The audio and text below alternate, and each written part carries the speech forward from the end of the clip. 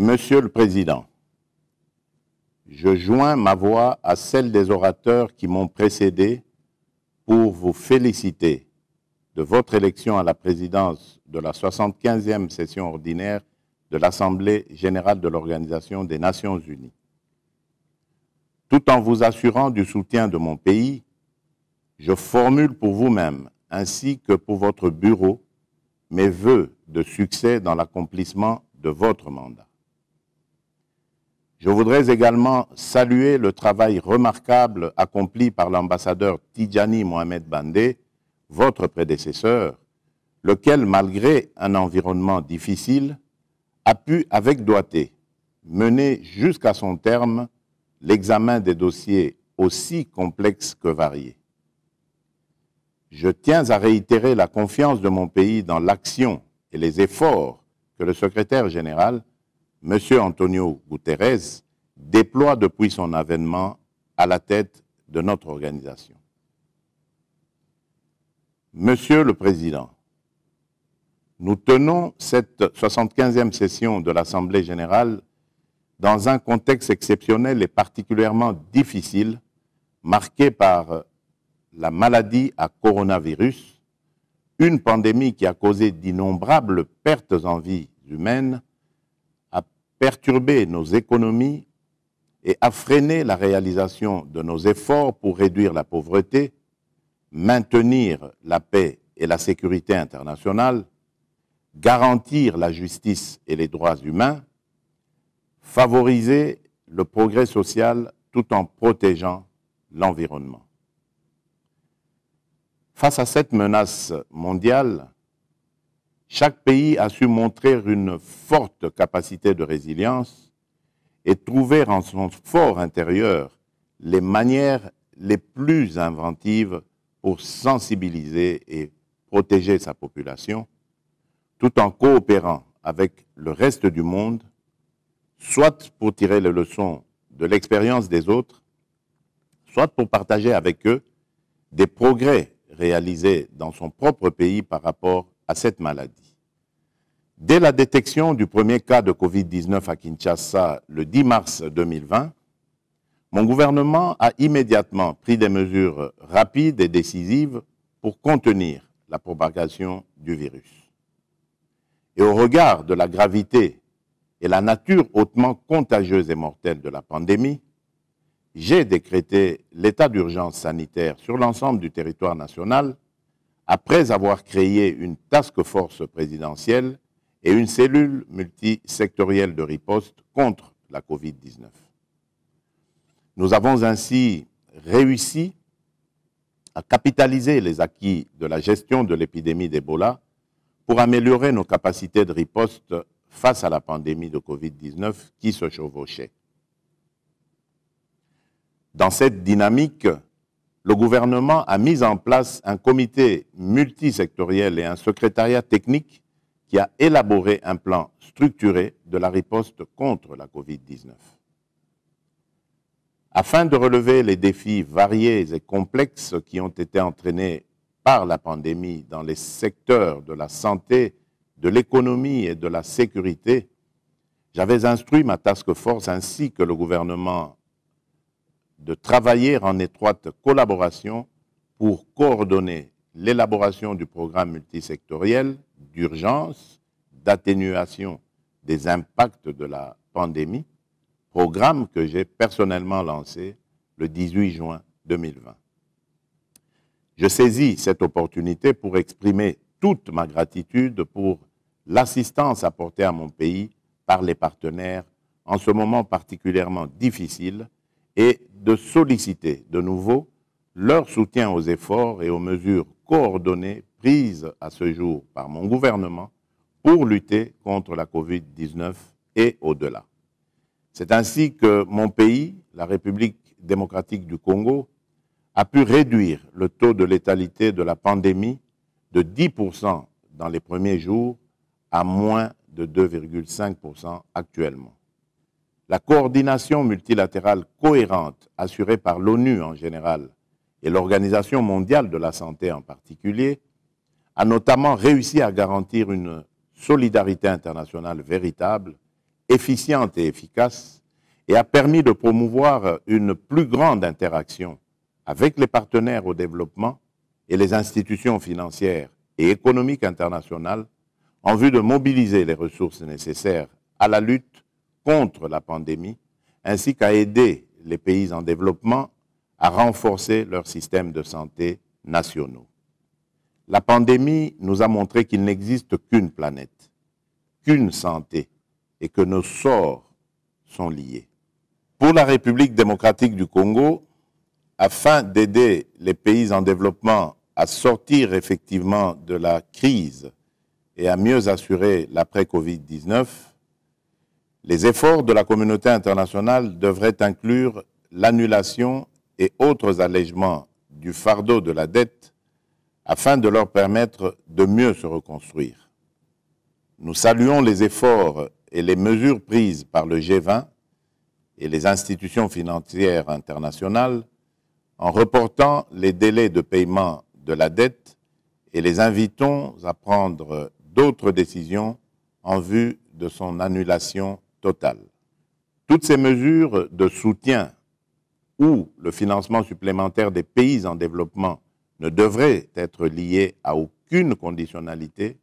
et ne devraient pas non plus imposer d'entreprendre certaines réformes de politiques économiques telles que des mesures d'austérité. Aussi, je lance un appel à la communauté internationale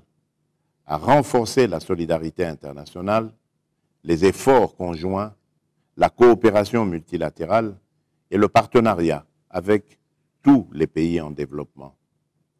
y compris dans le domaine du renforcement des capacités et de l'assistance technique pour combattre et arrêter une maladie qui est notre ennemi commun et démontrer notre capacité à travailler ensemble dans la solidarité. Je reconnais par conséquent le rôle de premier plan des Nations Unies dans ces efforts, y compris l'Organisation mondiale de la santé. C'est la leçon principale que la Covid-19 nous a tragiquement administrée. Une véritable profession de foi en faveur du multilatéralisme au regard du niveau de la coopération internationale dans la lutte contre cette pandémie. Monsieur le Président, le changement climatique constitue une menace pour l'homme et ses droits fondamentaux, particulièrement pour les populations vulnérables.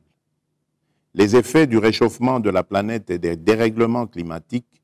qui l'accompagnent se font de plus en plus sentir avec acuité dans le monde entier. Ils sont dangereux et s'accélèrent. Face à ces menaces que posent les changements climatiques et la dégradation de l'environnement, notre action en faveur du climat et de l'économie verte comme fondement de notre devenir et de notre développement n'est pas simplement une nécessité, mais une obligation urgente pour un avenir pacifique et durable. Pour sa part, la République démocratique du Congo a pris des engagements contraignants pour réduire ses émissions de gaz carbonique et atténuer les effets du changement climatique.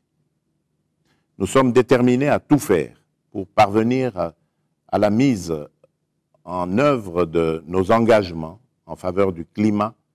par la préservation de nos forêts. Conformément à ma promesse et à l'engagement pris au cours de la 74e session de l'Assemblée générale, il est institué en République démocratique du Congo des jardins scolaires, 1 milliard d'arbres à l'horizon 2023. Ce programme, qui a été adopté par mon gouvernement, débute ses activités au dernier trimestre de cette année 2020.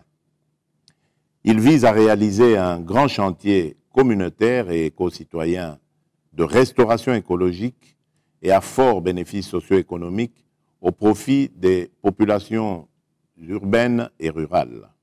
Nous attendons par conséquent que nos partenaires respectent également leurs engagements financiers dans le cadre de la préservation des forêts tropicales, notamment celui du Fonds vert pour le climat créée en faveur des pays les moins avancés. Monsieur le Président, au plan national, j'ai engagé le pays dans des réformes à plusieurs niveaux, dont celui des finances publiques et de l'amélioration de la bonne gouvernance et la réduction de la pauvreté. Sur le plan économique, la République démocratique du Congo a fait du programme de développement durable à l'horizon 2030 et de l'agenda 2063 de l'Union africaine le pivot sur lequel se fonde sa politique de développement. Depuis 2016, le pays met en œuvre les objectifs de développement durable visant l'inclusion, l'équité sociale et la transparence à tous les niveaux. Pour ce faire, mon gouvernement a mis en place le plan national stratégique de développement qui constitue le cadre fédérateur de toutes les politiques et stratégies nationales, provinciales et sectorielles sur les objectifs de développement durable afin de permettre à la République démocratique du Congo de diversifier son économie, encore basée sur l'exploitation des ressources naturelles, et d'accélérer les investissements dans les infrastructures et le capital humain, tout en favorisant les investissements dans les secteurs sociaux. Cependant,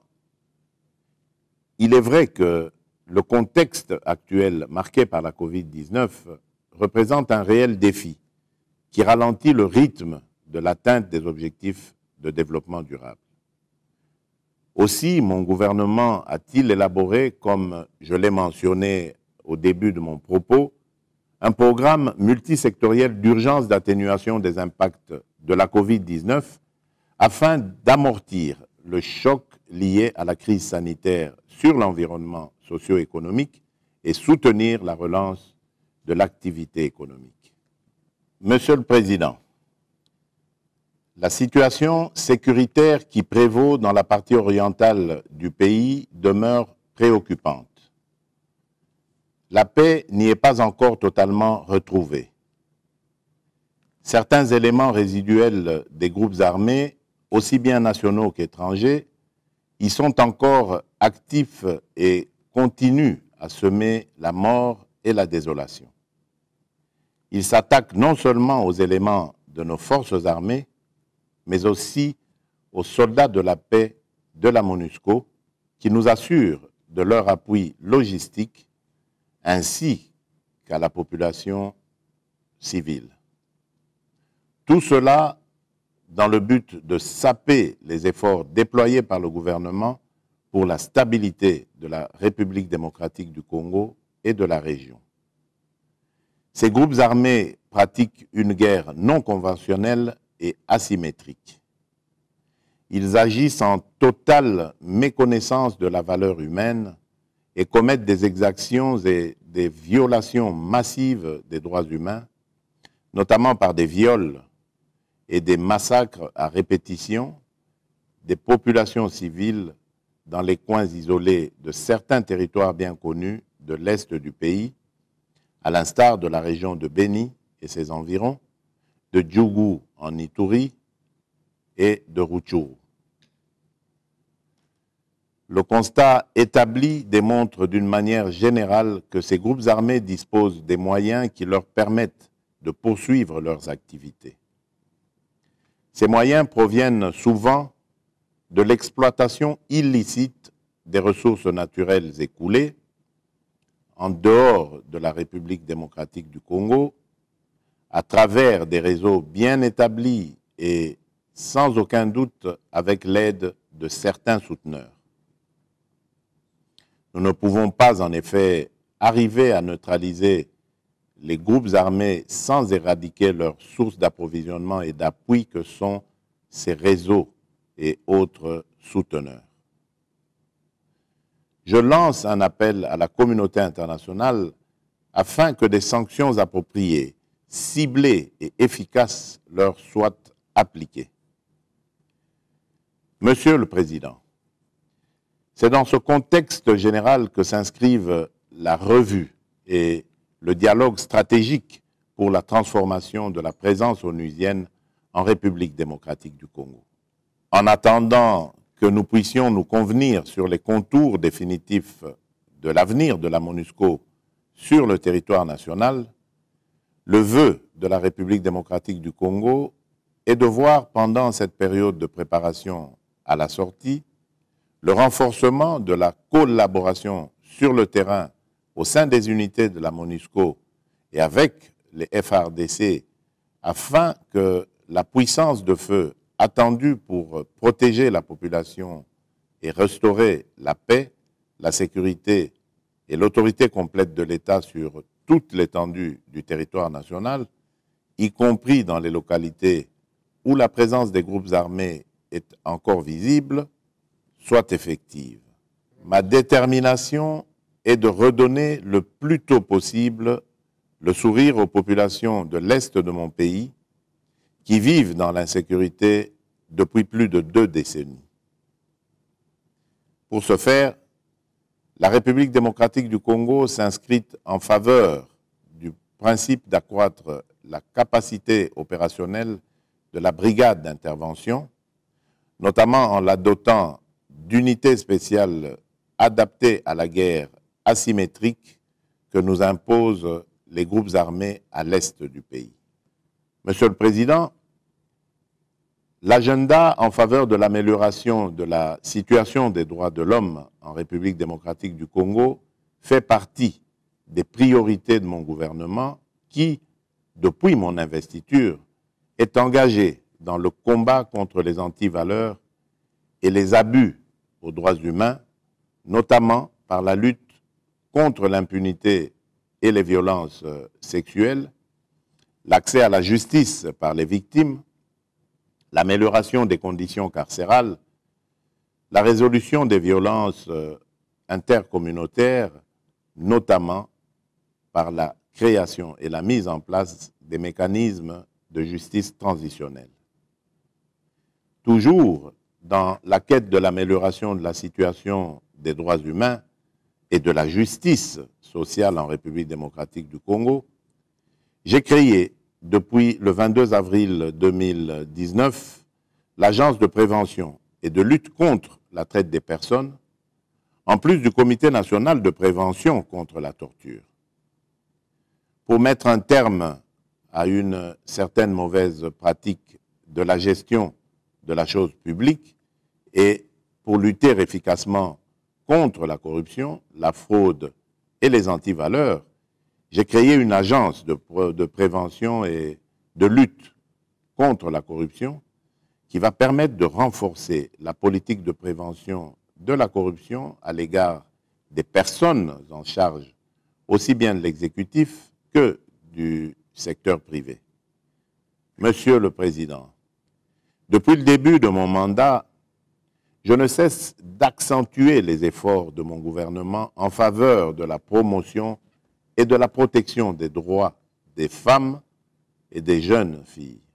Je mesure combien cette catégorie de la population congolaise a particulièrement souffert des affres des années troubles que mon pays a traversées. C'est pour combattre toutes les formes de violence sexuelle et celles basées sur le genre que mon pays a mis en place plusieurs textes juridiques et administratifs et pris les initiatives importantes.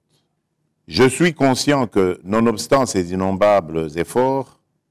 le chantier demeure vaste dans ce domaine.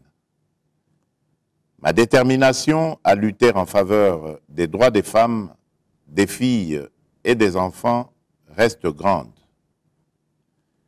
C'est pour cela que mon pays a accueilli très favorablement la création, le 30 octobre 2019, du Fonds mondial pour la réparation des victimes des crimes sexuels commis pendant le temps des conflits. L'ONU devrait continuer à assurer la coordination multilatérale, la cohérence et la responsabilisation au sein du système pour garantir une solidarité internationale. C'est pourquoi je réitère mon appel urgent pour la réforme du Conseil de sécurité des Nations Unies, afin de rendre cet organe plus transparent, plus démocratique et plus représentatif de la composition de notre organisation. Depuis plus d'une décennie, nous rappelons chaque année l'injustice criante que subit le continent africain dans sa représentation, tant au sein du Conseil de sécurité que dans les différentes organisations internationales qui composent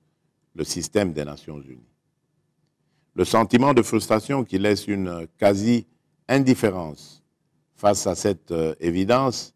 participe à l'accentuation des frustrations sociales et populaires qui aboutissent parfois à des épisodes de violence dans de nombreux pays. La réforme des Nations Unies doit en outre tirer les leçons de l'expérience en matière de coopération internationale en vue d'assurer une plus grande efficacité aux agences et fonds engagés dans la bataille du développement économique et social. Nous devons nous engager à appliquer des mesures concrètes pour rendre véritablement irréversible aussi bien l'éradication de la pauvreté que la réduction des inégalités, promouvoir l'inclusion sociale et l'environnement de façon holistique, renforcer la coopération économique et technique, avancer sur le chemin de la solidarité et du développement et pour préserver la paix et la sécurité internationale. Ainsi, le village planétaire dans lequel nous vivons pourra refléter la solidarité internationale, le respect des droits humains et de l'environnement, ces valeurs qui nous caractérisent. Je vous remercie.